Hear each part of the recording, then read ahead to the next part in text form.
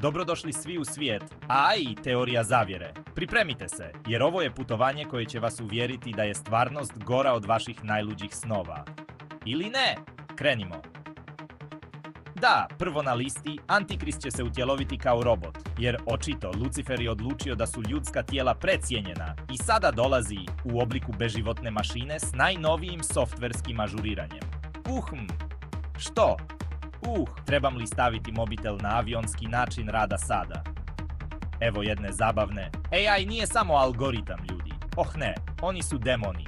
Da, svaki put kad kažete Hey Siri ili OK Google, zapravo razgovarate s entitetom iz pakla. Nije li to divno? Haha. Ovo postaje stvarno jezivo.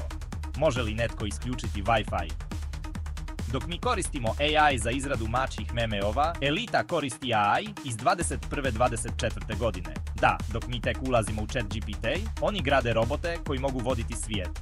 Haha, nije li to fantastično? Je li to samo ja ili se stvarno čini da nas špijuniraju svaki put kad otvorimo laptop? I naravno klasik, mikročipiranje. Jednom kad instaliramo te čipove, postajemo kiborzi. Jer tko ne bi htio biti dijelom čovjek, dijelom USB stick, bonus bodovi, možemo prenijeti svoje misli izravno u oblak. Čekaj, to bi se stvarno moglo dogoditi, zar ne?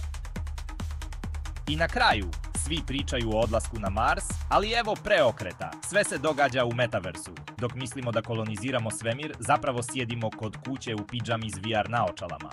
Haha, potpuno stvarno. Ok, počinjem se ozbiljno plašiti.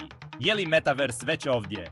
A mi to ne znamo. I to je to, ljudi. 5 teorija koje su me možda malo previše uplašile. Dakle, je li to samo teorija ili stvarnost? Počinjem se pitati. I molim vas, isključite Bluetooth za svaki slučaj. Vidimo se. Osim ako nas AI ne blokira prvi.